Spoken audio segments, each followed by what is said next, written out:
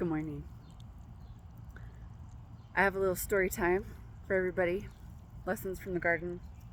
Don't know what I'm going to label this. A couple days ago, I got the sunflower from one of my local stores because the sunflowers were blowing around and the pots disappeared. And so I scored a $3 sunflower because its roots were naked and I didn't want it to end up in the dumpster.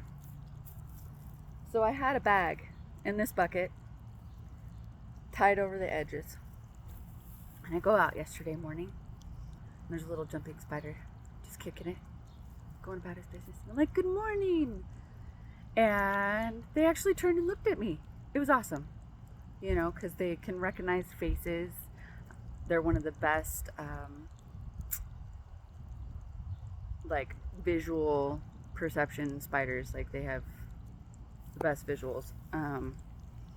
And so I felt really, really cool about that. So I'm going about my business this morning. And I'm making my coffee.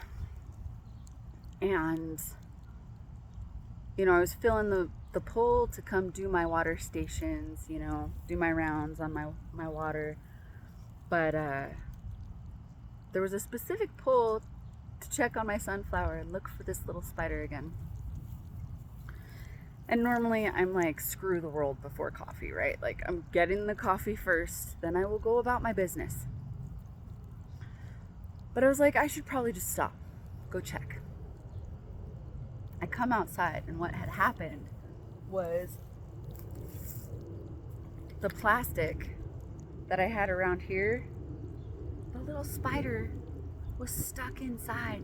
And he's like, help me, help me. His little fingers his little feet are just freaking out. And so I untied the bag and I let him out and I put him back on the sunflower. He's probably, had a screw that moment and ran away. But I took the bag off. I backfilled the sunflower. It is now outside. And it was kind of interesting because one of the things I'm trying to teach people is to observe and listen, right? And I got a little buzz from the kitchen to the back porch that I should just go check on my sunflower and see if I could find the spider. And I listened, and it resulted in the spider being free. So I don't know, I think sometimes we need to listen to those little intuitions. We see examples of that in our lives, for more human-centric things, for bigger things, being encouraged to follow our intuition.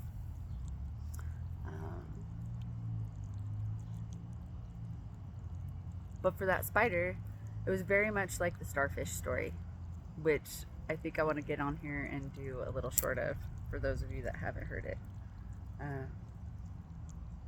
And it made a difference. Just because I listened to the buzz and the vibration. So I think that's a big part of reconnecting to our indigeneity, what humanity was before we got distracted, because we are the earth and the earth is us. And if we listen, it's interesting the things that we will hear. Disclaimer, not saying to wear somebody's culture and ethnicity like a costume. I'm really not. Just, we're a part of this earth and we have a role here. And I think it's important that we remember it. So I hope everybody has a glorious day. Stay twinkly. Talk soon.